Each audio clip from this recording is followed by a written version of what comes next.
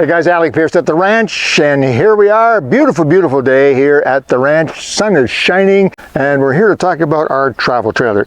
Now, we've had several travel trailers. As a matter of fact, we lived in a travel trailer for almost a year while we were building one of our houses. And this is our most recent, our latest, and possibly our last travel trailer. We took a long time deciding what we wanted when we bought this trailer, because there were certain things from our previous experiences that we knew we really wanted to have in a travel trailer that would make the travel trailer more enjoyable, easier to use, and just anyway, let me tell you what they are. And then you have to decide. Some of these things may not apply to you. Other things they just might be worth thinking about. Okay, first of all, it's just Diana and myself. So we're talking mainly about a travel trailer most suited for a couple. Now, this travel trailer is rated, according to the specs, to sleep 6 people, and it could sleep 6 people. It's got a queen-size bed, it's got a fold-down bunk bed, and it has a couch, you know, the typical couch that folds down, and you can make 2 people there. So technically, it could sleep 6 people, provided 4 of them are fairly small. No, we've actually stayed in this trailer for a weekend with 5 people. That is Diana, myself, and 3 granddaughters. So right off the bat, for a couple, or for a couple with a small family, 1 or 2 kids, this is perhaps a perfect trailer for you. Why? Number one, right off the bat, we wanted something super light, easy to tow. I'm fed up with 30 and 40-foot trailers, even 25-foot trailers. Not interested anymore. They're usually 8 feet wide, which is wide.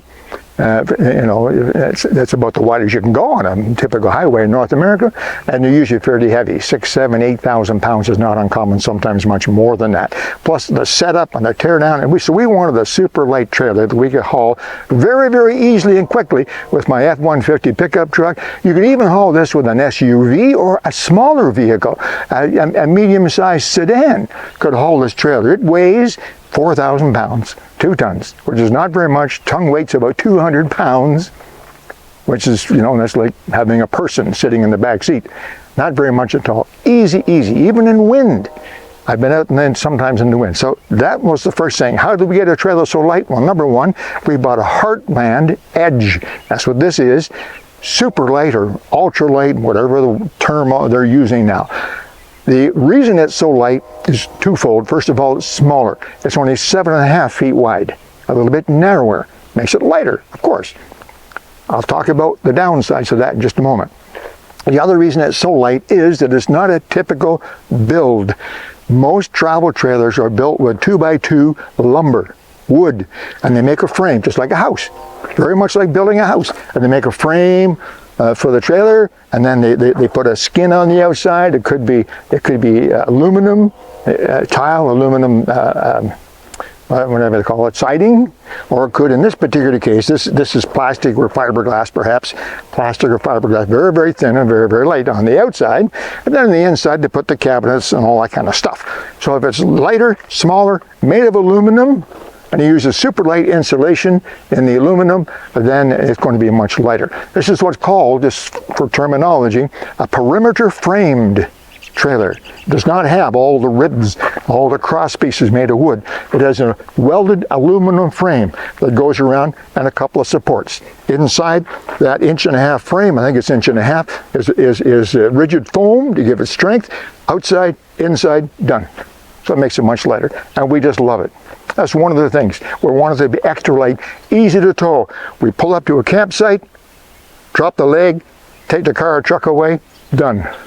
It's just about that easy. Same when you're leaving. So that was one of the very first things. The second thing that I wanted personally, because I've had both, I wanted to have dual axles or tandem axles. And you see that this trailer, even though it's a very small trailer and a relatively light trailer, does have 2 axles. And 2 axles is much, much nicer. It makes it much more stable when you're parked. It makes it more stable when you're driving. It makes it more stable when you're turning corners in the rain. It just is more stable all the way around. Plus, you now have 4 wheels instead of just 2. If you have a 2-wheel trailer, 1 axle and a tire blows, it still happens, not so often anymore. A tire blows, you got a problem. First of all, You got a problem when it blows because you've only got one tire. So that tire goes, the trailer tips down, either the brake drum or perhaps the wheel hits the road. You got to, you know, it's just a nuisance. And then you got to change that tire. You have no choice. With dual axles, it's much, much safer, much, much easier. I'm not going to tell you what happens when the tire blows on a dual axle. It still isn't nice, but it's not nearly as bad. There's a spare tire. The spare tire is underneath, just like a pickup truck underneath the trailer. So that's the second thing we wanted. The third thing we wanted was particularly good windows. We've always had an issue with windows. First of all, they tend to fog up. We live in a climate that varies from super warm like today to super cold, even in the fall and the early spring. And the windows almost always fog up. We wanted to have a nice, easy, clean window that would not fog up and be easy to use. These are European style. I don't know if that's correct because they're used here a great deal too, but they're different. Normally in a trailer like this, as you know, there's a hole and they stick a window in.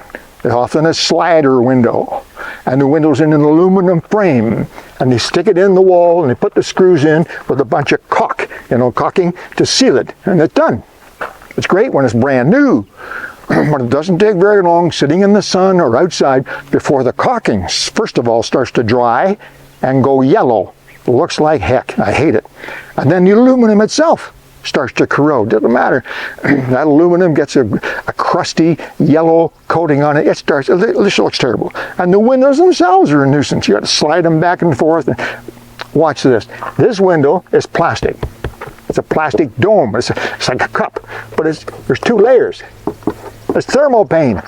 No frost. Yeah? There's two pieces of glass separated by about a half an inch, and you'll notice that it's like a bowl, and that bowl comes right down against the rubber foam. There's no aluminum frame, there's no caulking, none of that. It comes down, the latch is tight against that. Just the easiest thing in the world. You set your window where you want it to stay open, right there, or you can have it much wider, up there. Inside, take a look at that. Inside, there's a beautiful system for either having a reflective coating on the outside and a darkening shade on the inside, or a screen. There's a screen up here. You can have a whole bunch of screen, a little bit of screen, and a bunch of shade, whatever you want. It's so easy. And these windows, of course, latch in place. 3 latches on this smaller one, and always there's at least one of the latches, sometimes 2, that lock in place. So the windows were a big, big deal for us as well.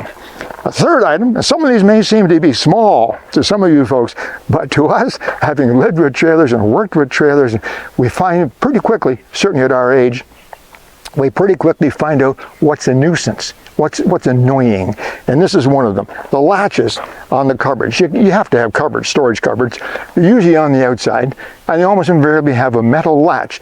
Almost always the metal latch is a little chrome piece of metal, and you turn it to free it, maybe 2 of them, to open it. And then you put it back down, and you turn it back to lock it. And 1 or 2 of them may have a key as well.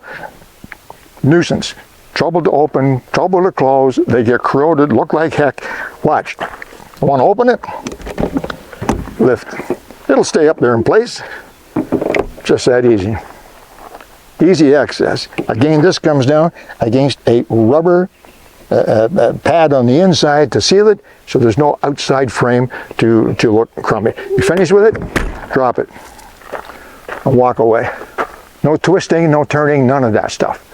Hey, I can do that. I'm old, but I can twist and turn. But why should I bother when they have these fantastic slam latch, is what these are called. Slam latch. Okay? It has lots of other features, which I'm going to share with you in another video very shortly, the M18 and its subsequent trailers that came after the M18. This particular model, the M18, 20 feet long, was only made for a couple of years, but there was a 21-foot and a 23-foot and so on, and they have same features, so something worth looking at. The last thing I want to say, which was a choice of ours that we had to have, is inside. You really need to see inside. I think I'll probably give you pictures rather than walking you inside right now, because it's a very simple thing. We want to have a queen-size bed made up, set up. That's it. That's all we wanted. We did not want to have to take down the dining room table to go to bed. We did not want to have to flip things and fold things and latch things and lift things and so on, move chairs and tell the people who are visiting, get out, no, that's it, no more cards, no more drinks, no more socializing, we want to go to bed, you got to get out. We didn't want to do that. If we had 2 or 3 friends over from the park, the trailer park, or maybe having a drink and playing some cards or whatever, and one of us wanted to go to bed. Maybe I got tired, maybe Diana got tired, one of the kids said, I'm tired, Grandpa, I want to go to bed. Say, okay, dear, where you go. They could walk to the queen-size bed, climb into bed.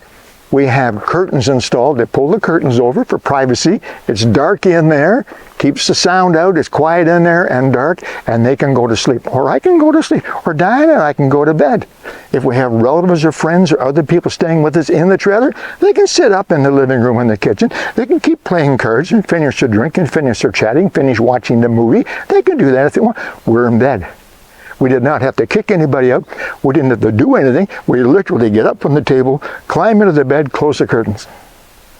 Too many of our trailers, unfortunately, if we wanted to do that, we had to drop the dining room table, kick everybody out, drop the dining room table, then pull the cushions down so they filled the space, then get the sheets out, and the blankets out, and the pillows out, and finally, after all that, climb into bed. No, we wanted to have a queen-size bed, and this little trailer has that. It's quite nice. Okay, guys? There you go, Alec, Peirce at the ranch, saying goodbye to his beautiful Heartland M18 trailer.